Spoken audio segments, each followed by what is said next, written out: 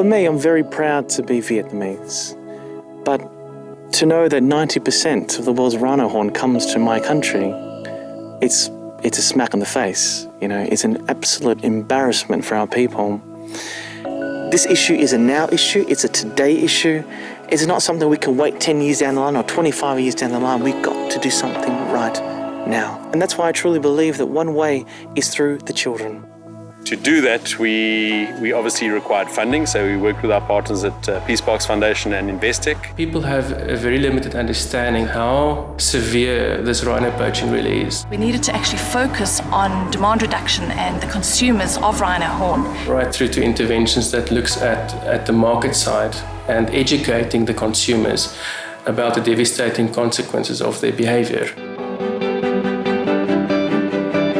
So we started with a crazy idea of trying to raise the awareness. And we came up with the idea for the Wild Rhino competition. And so we had literally thousands of entries. From those entries, 24 were chosen. They are here now. We brought them out from Vietnam to the Wilderness Leadership School and then up into Umfolozi, do the traditional 5-day trail, and then work with them through a workshop and participative exercises to try and come up with ideas. What are you going to do when you get back home? Apparently, we have to go hiking around with these huge backpacks that weigh probably more than me. I'm a bit nervous, but I'm more excited. In Vietnam, there's no rhino left, and seeing one would be very, I would say, magical.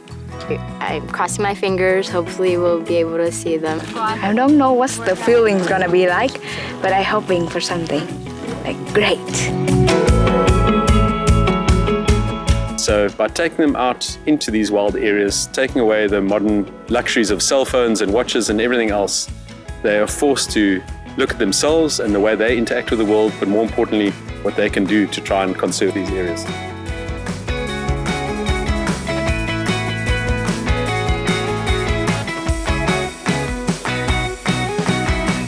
When they're able to reconnect, or for the kids, not even reconnecting, just connecting, sometimes for the first time in their life, I think that's when the message will come through.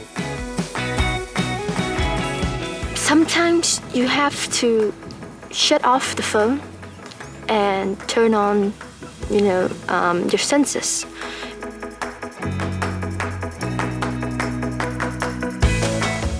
I believe that when they see rhino in the wild for the first time, they will be completely blown away. I feel really lucky and privileged, to see an actual rhino in the wild.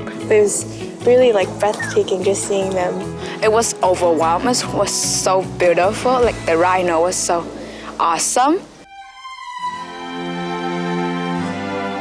To see them roaming wild and free, it was a really magical moment.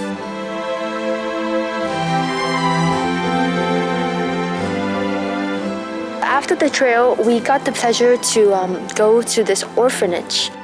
The guide opened up this place where they usually feed the baby rhinos. And as we came close to them, they were making tiny cute squealing sounds. Oh my God, it's so cool. It saddened me how they were so small, just like us or maybe smaller, and they already lost their parents. I feel ashamed, to be honest. I just feel so emotional, and then I just sometimes I hate being Vietnamese people, some stupid people, and then just ruin it. We have to touch their hearts. I think that's really the solution.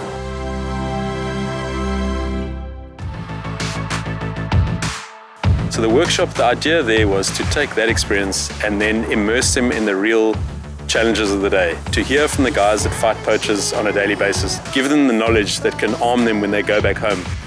If it's through the children, educating the children, that will then educate the parents. Education is the key to this process. And what we hope to achieve from this workshop is that somehow we can come up with some creative and hopefully practical ideas to bring back to Vietnam, our home country.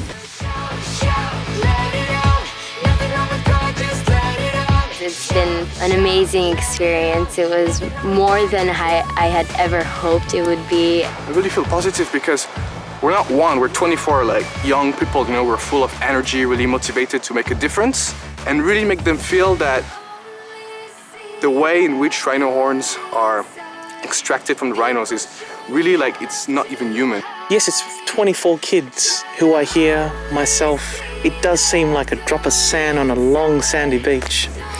But I know that in this situation, for rhino, what we do now has a direct effect on results. Because when the kids speak, adults will listen.